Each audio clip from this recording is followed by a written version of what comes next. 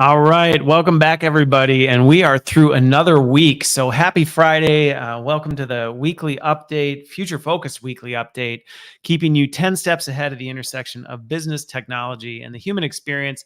I got my list. I, again, had more than I'm going to be able to get through in here, but I'm going to hit on the top ones. But for those of you who continue joining and listening, thank you again for your encouragement and support along the way. And if it's the first time you listen, hopefully you find something valuable here. If you could, share it with somebody that you also would think would find it valuable, or give it a rating and review. Always helps others find it. So with that, one thing I am going to add to this week's weekly update kickoff here is this week's in particular, there's a fair amount of interconnectivity between the 5 updates I've outlined.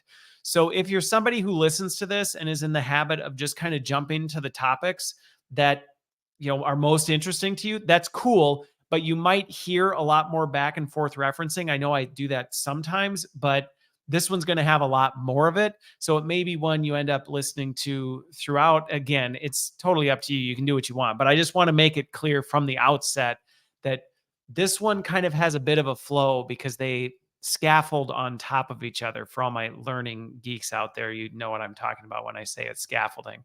But anyway, with that, I want to jump right into it because I'm limited on time for recording today. So I want to make sure I get through all of these. So the first one is Microsoft recall. If you listened to either last week's or the week before, I talked about Microsoft recall. And if you don't know what that is, check it out or go listen to my other update on it. But Microsoft received a lot of backlash about Microsoft recall. And here, basically, it's this app that's watching literally and recording literally everything you're doing, every click, every keystroke, everything that you can just ask, and it'll automatically pull these things up, which made a lot of people really uncomfortable. In my opinion, Microsoft vastly overestimated the trust that they had with their user base. Well, I wanted to bring this one back up because Microsoft has recall, and not really recall, but I thought that was kind of catchy. But anyway, they didn't completely pull it back, but they did make a pretty dramatic change to how Microsoft recall is structured on PCs now, in that they've moved this into an opt-in. So by default, and I was actually really surprised when I heard about this, that when they rolled out Microsoft recall, you had to opt out. So I walked through the steps for how you opt out of it, but now they've actually changed it and turned it off, and you have to now opt in if you want it. So if you were somebody who did use it, you're going to want to go double check that setting I mentioned before and make sure you turn it back on. But if you were somebody who was concerned about it or just didn't really like the idea of Microsoft recording everything you're doing, and again, I think there's a lot more to it. You can listen to my other update on my overall feelings on it. But it is now opt-in. And the reason I brought this one to attention is I know a lot of the things I talk about in my updates can feel big, very distant, very out there, controlled by, these massive organizations, these superpowers. And sometimes it can leave you feeling a bit hopeless as you hear about all these things that are happening and going, I mean, regardless of how I feel about it, what difference does it make? It's not necessarily really going to make a change. And I thought this Microsoft recall one was an encouragement to everybody that your voice does matter, and how consumers respond to the way organizations use AI matters, and it does inspire change. And that's actually part of the reason that I do the work that I do in trying to help educate and just create greater awareness around AI and the implications. Because when we understand it and we do something about it, companies respond. And I think this was a good example of Microsoft hearing people's response, going, hey, we're all for AI, but the way you're using it, we understand it and we are not okay with this. Or at least we want the ability to choose to engage with that, not have it that chosen for us unless we reject it. And so if anything, it's my hope that it would be an encouragement to us to continue learning more about this, to continue being aware of how these technologies work, where it's starting to move, some of the things that are happening with it, so that we know when to speak up and to raise our hands and say, I'm not okay with where this is going, and this needs to change. Because the reality is, especially as artificial intelligence and a lot of these advanced technologies are moving more towards a, you know, they're productizing all this stuff. They can only productize what consumers will demand. And so when they do things and people go, yeah, no, we're not cool with that, we don't want that, it actually affects their whole business strategy and their product strategy, because they go, well, we can't do this. And I'm seeing some of this with LinkedIn.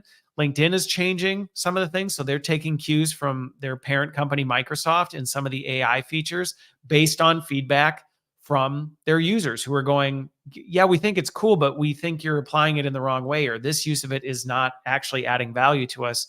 And they're going, oh, you know what? Now, I think one of the things that was interesting about the Microsoft recall that'll start to, you'll see how these things thread together. So anyway, in kind of conclusion with that one, I just want to use that one to encourage people who may feel like you're just on the train for the ride and you have no say over where it's going and how you get there.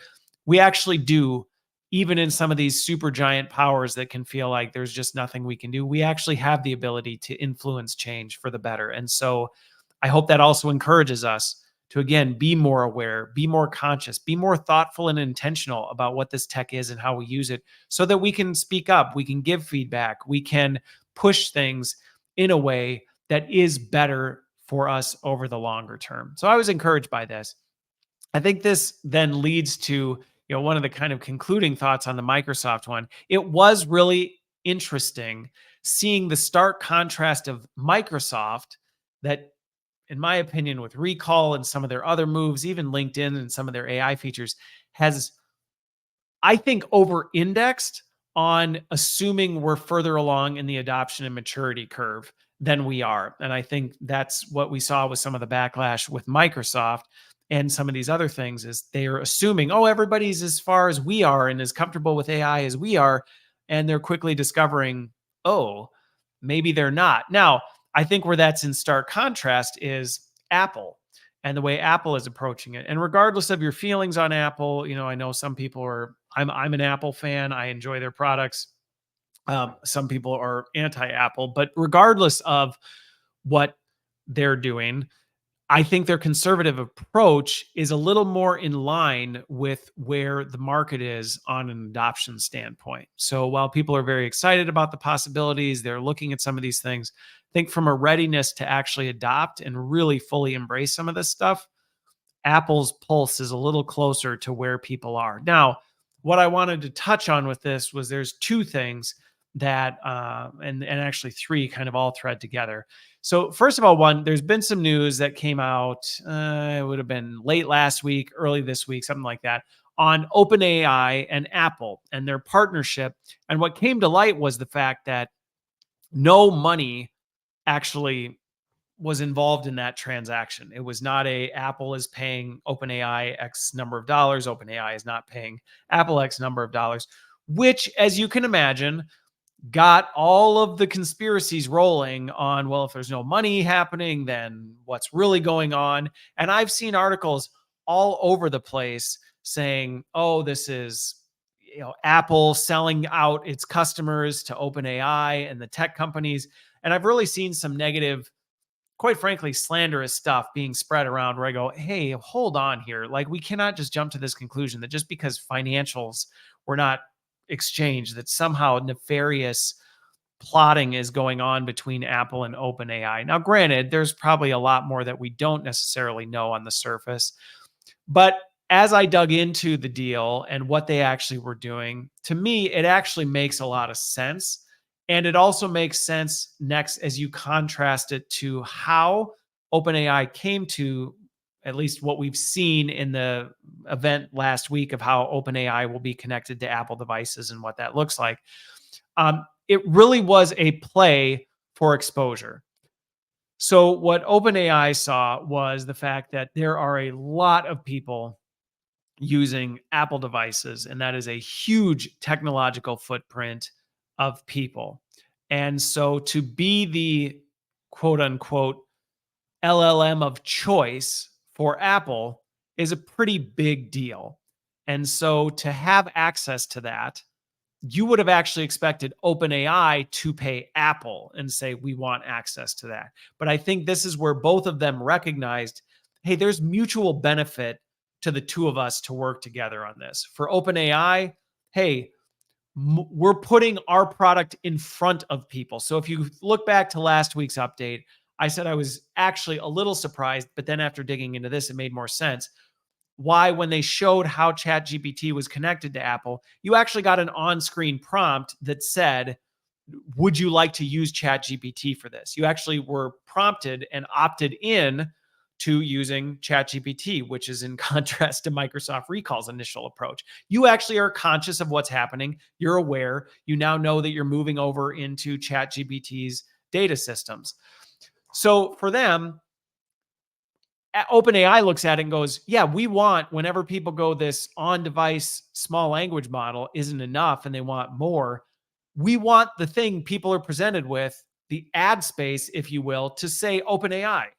Why? Well, market recognition. We just want to be the LLM of choice. So it makes sense. OpenAI would go, hey, there's value in this for us to be that partner. And yes, we're going to have to give some on that. I think for Apple, it was a great deal because they go, look, now we don't have to invest in building our own huge large language model, pour billions of dollars into this whole thing to try and create yet another one to compete with Gemini and OpenAI and Anthropic and all these other players. So yeah, we will make a deal where you are the LLM of choice.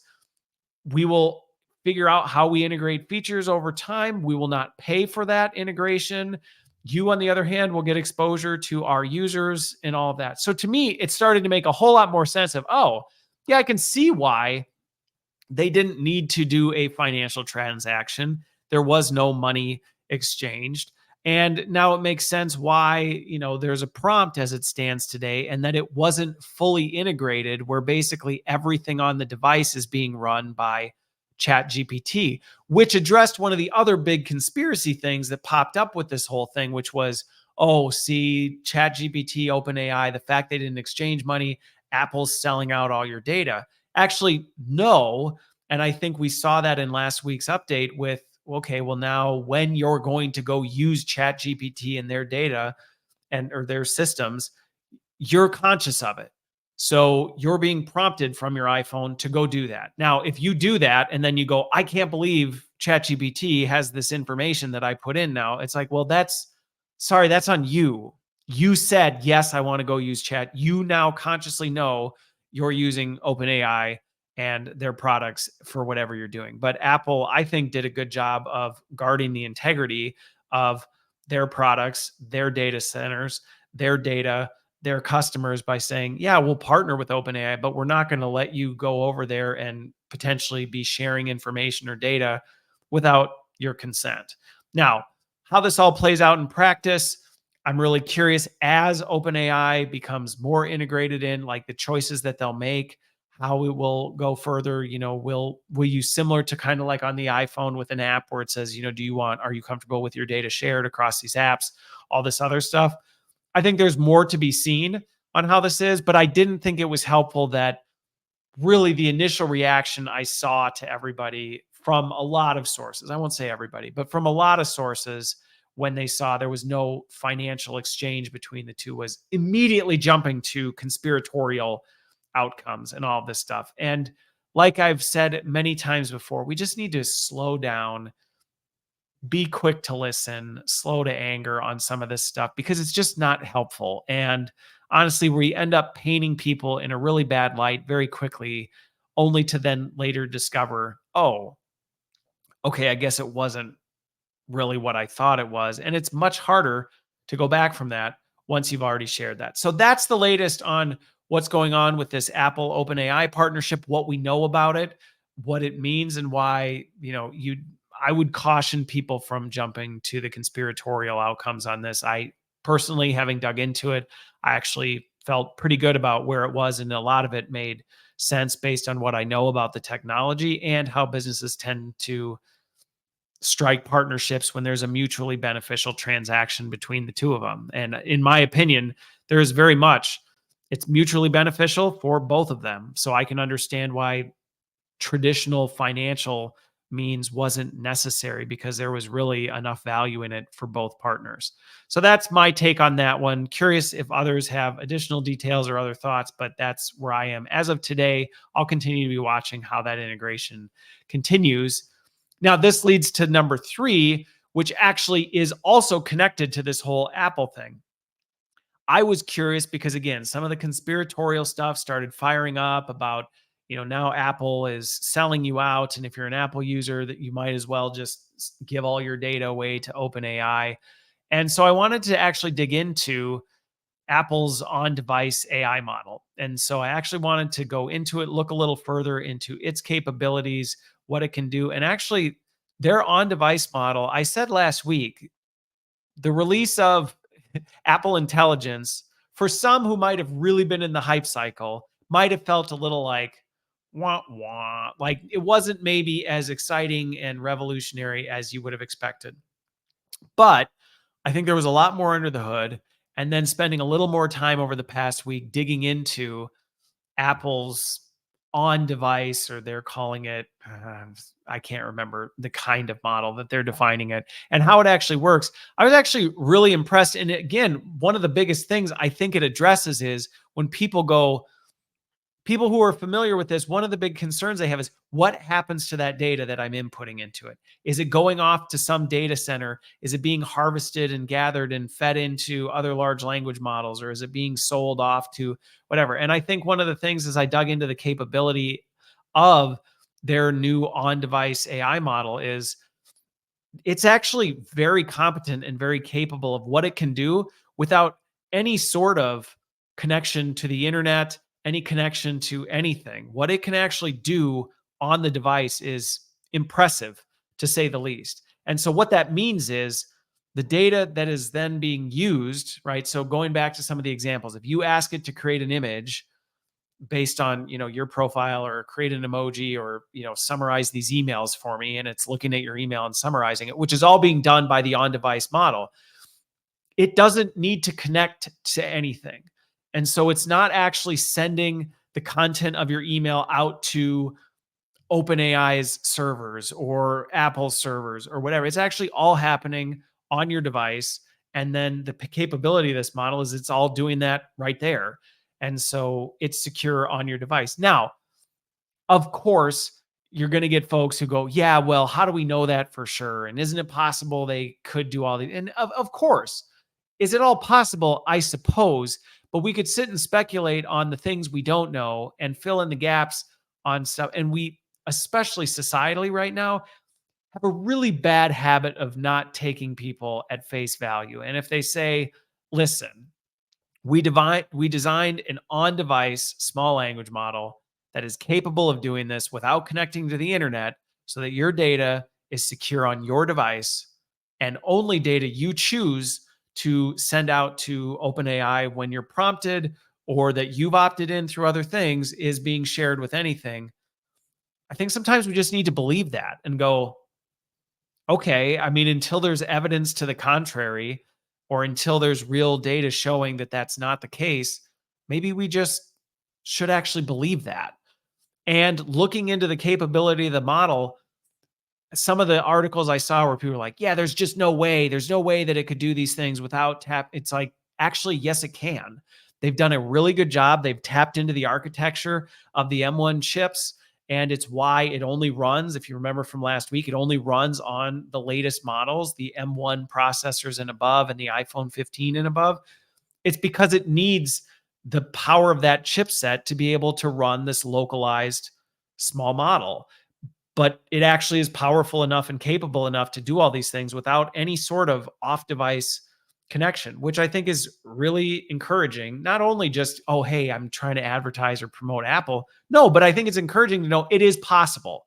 So anybody who says, well, we couldn't do that, or there's no way we could ever get to that point, actually it is. And so I think we can start to see expecting this from Android and other things like that. We're going to see it in, devices, wearables, some of these pins. They're no longer going to need the internet connectivity to be able to do some of the things that we need them to do. And I think this is just an encouragement in that. I think the other thing is, I don't have the URL off the top of my head, but if you actually Google Apple's on-device AI model, you can find it very quickly. It'll be in the top hits. AI actually outlines this whole thing, and they actually went through all of the benchmarks and the capabilities and some of the testing they did. And one of the things that I really appreciate, and I think we need more of this, and again, it's words on a page, but again, we can tend to be too conspiratorial, but they are really taking their commitment to responsible AI principles seriously. And they actually lead with that when they talk about this. And they talk about how full life cycle, from the data itself to the pre-processing, to the pre-training, to the post-training, to any sort of operations, the full life cycle of AI development is under this umbrella of responsible AI, which I think as consumers, that should matter to us. And regardless of what product, what company you're looking at, working with or buying products from, you should be looking into what is their stance on responsible AI development and use. Because just like there has been a rising trend of people looking to companies and wanting to buy products from companies who are committed to sustainability or things like that, I think this is the same type of thing that we should be starting to expect from technology companies, to say, listen, that's great that you're using AI, but we want to know, are you committed to responsible AI? And if not, we are not, as consumers, interested in your product. And like I said, my goal in this is not to say, hey, everybody, you should go be Apple fans. No, that's not what I'm saying. What I'm saying is we should take what they're doing, which is leading with responsible AI, and we all should be setting that is our expectation from companies who are designing, developing, and sending out AI products, is that responsible AI is important. It is important to us, and it matters a lot. I think the other thing that we're going to continue to see with some of this, as I looked at some of the benchmarks were impressive. And if you want to go through, I didn't clip pictures of them this time or anything like that, but you can actually go out and take a look at them. This to me is really encouraging in that I think we're going to see greater adoption and more practical use of AI in things that now, again, they don't necessarily, with the advancement of this and some of the other small language models, they don't require an internet connection. They don't have to tap out into some data centers, things like that, which is great because it means some of the concerns around the energy consumption around the data centers, we can now say, well, this is at least a plan to address that, because rather than everything having to be channeled or funneled through these massive power hungry data centers, more of this work can be done on-prem, on device. We don't need all of that to be tapped out. I think we can also say, from a data privacy and security, we can start to say, hey, you know what? Kind of like computers used to be the size of a room. Well, we might not need a whole data center to do a vast majority of the work, and it can all be done on device and housed locally like that. And so I think that's really encouraging with some of this. And when you look at the stats, I won't go through all of them, but they were really impressive in terms of, yeah, Apple's model, their local model in terms of benchmarks. And again, how much trust you put in benchmarks, whatever, that's up to you. But when you actually look at it, they were significantly beating other small language models, which I think we're going to start to see that become more competitive. Right now, all the emphasis is on the big ones, Anthropic, Gemini, OpenAI, all these big players out here, and they're all fighting for this. I think we're actually going to start to see a rise in these smaller models, and they're going to get more competitive as the demand of, hey, we maybe don't need everything to always be routed through these massive ones because data security is more important, or, all this other stuff. It was actually beating these small language models. But what was really interesting was in some of the benchmarks, it was going head to head with some of the big players. Now, granted, not the latest and greatest models. So as an example, for GPT-4o, people preferred that to Apple's small language model, like hands down. That wasn't comparing. But when it came to GPT 3.5, Apple's on-device model, it was basically almost a 50-50 split in terms of people were like, yeah, it is as capable or competent as a 3.5. So as we think about the advancements of these big ones, you start to think about, again, I mirror this back to mobile processors and how back in the day, your computer already, yeah, it got smaller. It went from a room down to a desktop, but like phones, you could play Snake and send text messages, and that was about it. And your camera looked like Minecraft.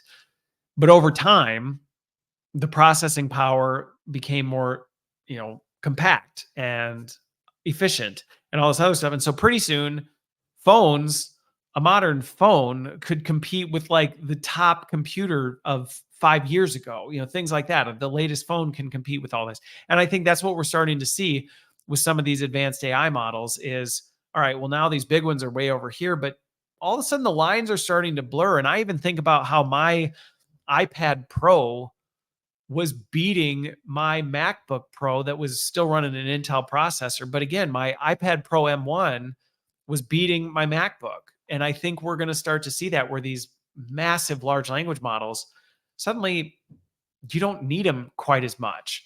Got really great safety scores. The human satisfaction was really high. So I think we're going to start to see some of these localized small models really become a bigger area of focus in the coming months and years. And I think we can be really encouraged by that, by some of the sustainability and the security that comes with that. And so, again, I'm encouraged by the development and actually digging more into that and seeing how does this work? Where are we going? And some of the advancement we've seen in that space. And honestly, when you think about it, I think about what most people are using these massive, super power hungry, large language models for. It's like buying a Ferrari to pick up groceries once a month. It really is. I mean, most of what people are doing with it, it's like you do not need the power of one of these things to have it brainstorm some talking points for a presentation you have coming up. You just don't need that kind of stuff. Where right now, unfortunately, that's kind of the boom that hit, which is why we see all these apps, they all connected to GPT-4. And so literally everything, even the most basic tasks, was getting routed for this through these, which is why we just saw this exponential explosion. And I think as we start to see the models become smaller and more localized, there won't be this demand, which it'll be interesting to watch how that affects the research, the R&D, kind of some of the risks that have been brought up. But yeah, more to come on that. But just wanted to give a little deeper dive on what that was, how that ties into kind of the OpenAI thing, some of the contrast between Microsoft. Now, we're still kind of talking I'm going to transition over to this other one, which is interesting in that if you didn't hear, good old Snowden came out and he had some pretty hot things to say about OpenAI. Specifically, he said, you've all been warned. And I don't think this kind of clickbaity, stuff is helpful, but he's got some good reasons for some of the concerns he has. So I don't want to completely dismiss it. But what, Snowden really came out and talked about was the fact that U.S. Army General Paul Nakasone, I think Nakasone. Anyway, he was the former NSA director. He was the longest serving leader in the U.S. Cyber Command. He was the chief of Central Security Service, something like that. He's now a board member on OpenAI.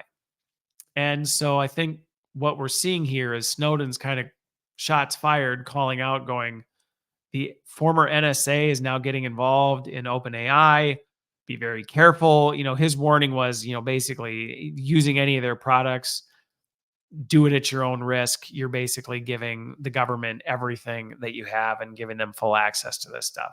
Now, my response to this was, I understand his concerns, and also he's been much closer to it than I have. I've never worked for the NSA or any of these top government agencies. So he's probably seen plenty of things that most people have never seen. And if we had seen him, we might be rightfully skeptical of NSA suddenly, but it's not NSA, it's a former NSA. But and I think this is where some of the conspiratorial stuff doesn't always go well for us, because we're like, well, former NSA is now getting involved in this, so I'm sure that means this, and I'm sure that means this. And pretty soon you can go down this rabbit trail. It's like, is there actually any evidence that that is actually what all going on here? And now at the same time, should we maybe be a little more aware of the fact that, you know what, I'm not surprised that former government folks are getting involved with some of these large language models. If you've listened to my stuff for any length of time, you know that I talk regularly about the power of these things. And I'm actually, quite frankly, shocked how much of this stuff is open source. And, it's like you hear news articles where people walk into the building and take snapshots of the development stuff. And I mean, security protocols are not super strong. And I mean, there was just one a couple weeks ago. There was a total hijack of 4.0 or 4 GPT-4, and somebody made a completely unlocked version of it.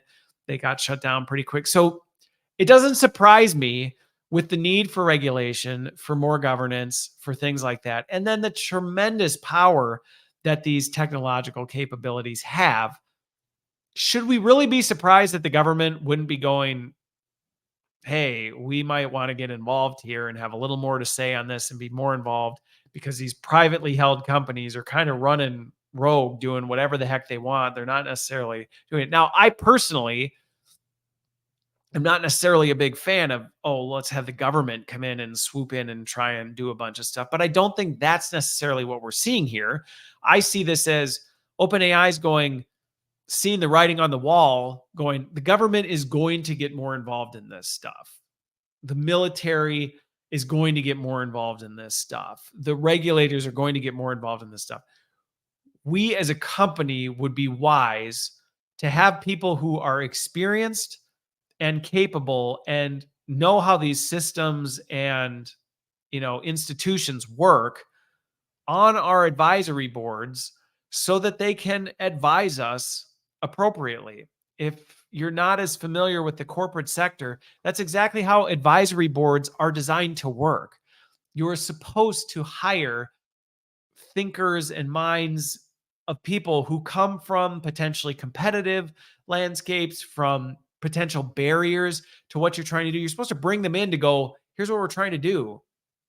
What are we not thinking about? What barriers might we encounter? What are the things that might come around the corner that we're not seeing right now, so that they can advise as a board of directors to the organization, well, you know what, this would be a stupid decision to make. No, I wouldn't do it quite this way. So to automatically assume that just because, this Army general who is former NSA is part of the advisory board, this necessarily means that the NSA is now getting everything that OpenAI does. And so just throw OpenAI's products out to me, that's just a far reach. And I think we far overestimate how some of these things work. I mean, having worked in the C-suite and working with a lot of companies and their C-suites, I can tell you most senior leaders who are involved with stuff, they don't have some sort of like magic knowledge, or there's not some, dark boardroom where nefarious conversations are they're normal people doing normal things that happen to have an expertise in a certain area. And so my lens on this is, okay, dude with a ton of experience in an area that is highly likely to intersect with what OpenAI is doing, especially with as advanced as they're getting and mature and as widespread as they're getting. Of course, they're going to want someone like that on their board helping advise them. Now, at the same time, lest everybody think I'm just saying, oh, nothing to see here, don't worry about it, pay no attention to it. I mean, Snowden's got some reasons, and he's leaked some stuff that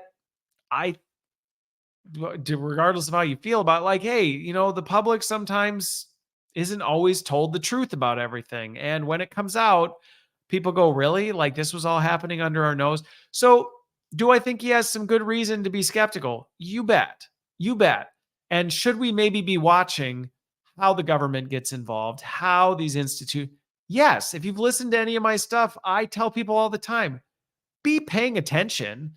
Don't just blindly assume, oh, nothing to see here, I'm sure it's fine, I'm sure everything they're doing is for our good. No, of course it's not. They've got their own agenda, things they're trying to do. OpenAI has their things they're trying to do. They're trying to make as much money as humanly possible. You think that there's not the possibility that they might make some really bad decisions that are not in your best interest as a result of that? Well, of course they are. So yeah, be mindful. We be watching this? I absolutely, and I absolutely will be watching and continue to be waiting to see how the government, how the military starts to get involved in some of this stuff. It's going to be interesting, especially as they start to look about productizing this with government agencies. I can tell you right now, if the US government is considering getting in bed with OpenAI for use in military type stuff, yeah, you better believe they're going to want to know, hey, is this data secure? Like, who has access to it? How do we make sure it doesn't go so far?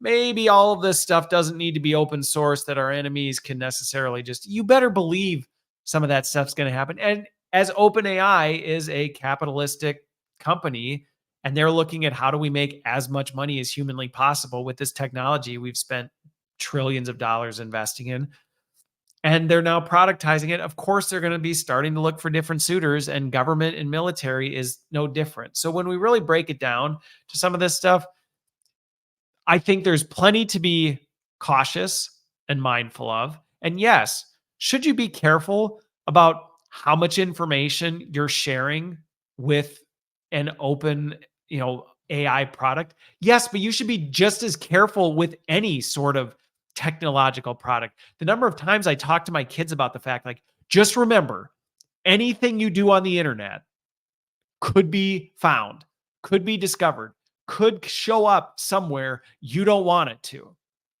Now, I'm not saying so it's our responsibility and they have no responsibility to be careful. No, that's not what I'm saying. Yes, we should be pushing for security, data privacy, absolutely. But to us as the end users, I think, yeah, we should be very careful about what information is shared. That's why it concerns me so much, the idea of these AI companions or these AI things that we just basically tell everything and use to basically live and run our lives for us. You think that's smart in general? Like, no, of course not.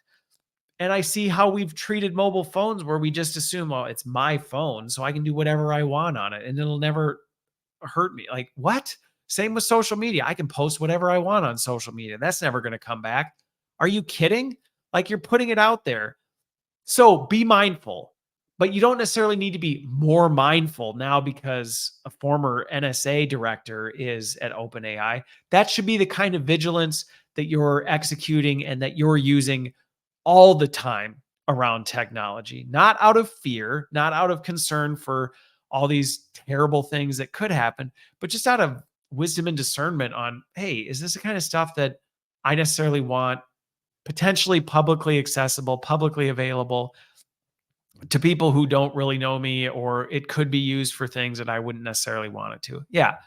So use discernment. I don't think it's helpful for people freaking out about an NSA director being on OpenAI's boards just based on how boards work, the purpose of them, and where OpenAI is going. All right. Now, let's shift gears to something that might make people a little bit more like, ew, I don't know how I feel about this, but it's kind of related to the NSA. And again, it's not related to the NSA specifically, but more about, we talk a lot about AI and its use for work and creating content and all this other stuff.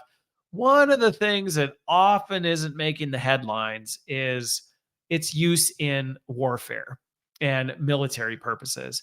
And this week, I came across an article that it had a video of these autonomous marksman robot dogs, and it was a little disturbing, to be honest, watching these things. They had, they had sniper rifles mounted on their backs, and they were able to patrol around this, perimeter, and any of the targets that it had been programmed to, whatever, it shot, and it shot with a level of accuracy that was as good, if not better, than a highly trained marksman type of a thing. So, does that raise concern? I mean, of course it does. The idea of autonomous robots that are autonomous killing machines, that should probably make us all a little bit uncomfortable. Am I surprised one bit that this is where we're going? No, and it's also not new. We've been using drones for a long time in the military. We've been using technology for warfare for a long time. I think the autonomous nature of it starts to get a little concerning. And there's some stories of things that have already in the not so distant past where it's gone wrong, where the autonomy of AI making decisions about which target it's going to hit and how it's prioritizing what it's going to shoot and what it's not going to shoot starts to get a little bit concerning. I think it's also a little bit concerning because I've often talked about how these AI booms, it's like arms race. And this week, I watched a number of videos and read a number of reports on kind of what China's doing and some of the big AI companies out of China and how they're really right on the heels. And so we sometimes think about the arms race of this technology as just this, yeah, who's going to get the text to video app first and who's is going to be able to automate, movies before the other person. But there's also a concerning, sinister side to some of this technological advancement. Like, hey, who's going to be able to make the robot soldiers that you can deploy out to battle that ultimately you don't need to send people and can go eliminate targets autonomously without any sort of human intervention? And that's where these I mean, they weren't really dogs, but they were four-legged little creatures things walking around. I mean, it was completely autonomous. There wasn't a person on the other side identifying who these targets were. It literally was walking this perimeter, and anytime the thing popped up, it shot it like with ridiculous accuracy.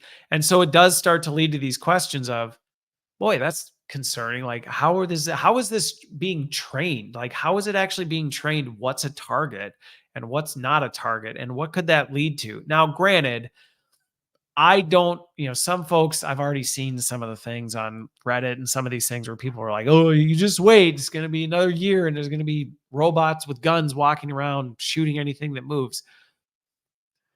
I think the Microsoft recall thing is an encouragement to me that that's not necessarily going to happen anytime soon, just in the fact that, hey, people push back on some of this stuff. And I look at some of the things happening in the world and people are pushing back in certain areas. So I don't necessarily know that we need to jump to those kind of fear mongering type things. I think in practical senses, could I see this starting to happen sooner than later when it comes to like securing perimeters at military bases or something like that, where, you've got autonomous robots out there, but boy, I'd hate to be the soldier that forgets to wear their, keypad that notifies the bots that you're a friendly, not an enemy. And next thing you know, you're whatever, you've been taken out. So I mean, it's real and it's concerning that some of the stuff is the combination of robotics, warfare, and advanced AI are starting to come together, and it is moving forward with some of the same progress we're seeing in some of these other spaces. And so I think we need to be mindful and again, keeping an eye on this. But I don't think we should sit in fear and go, oh, it's only a matter of time before robot dogs are roaming the streets. I think that doesn't do anything positive for our psyche, for our well-being, for our mental health. And so I don't want people hearing that and freaking out and going, oh my gosh, we're going to live in a dystopian world of robots trying to kill us. But we should at least be aware that, hey, this is a reality. These things are happening, and we should be asking questions and keeping an eye on it and watching for where is this going and how is it being used. But that's kind of I guess more of a grim ending to this week's one, because that one was one where I was like, oh, I don't really like this use of AI. I don't necessarily like this. Now, granted, I can see some people going, well, isn't it better to send out, robots versus people? But I just think about it and go, I don't know about that. Cause like, why do robots need to fight robots with guns? Like, guns are going to be used to shoot human beings, not people. So then you end up in this system of, the more powerful countries have the capability to use robots and the less powerful countries have the ability to just use people. And I don't like that power dynamic. So anyway, it is a reality. It is out there. It is moving forward like so many of these other things. And I think it's good that we are aware of how all this is all moving and what's happening in the space. So with that those are all the updates I have this week. I will have more next week. I hope you have had a wonderful week, and I hope you have a great weekend, and we will see you on the other side.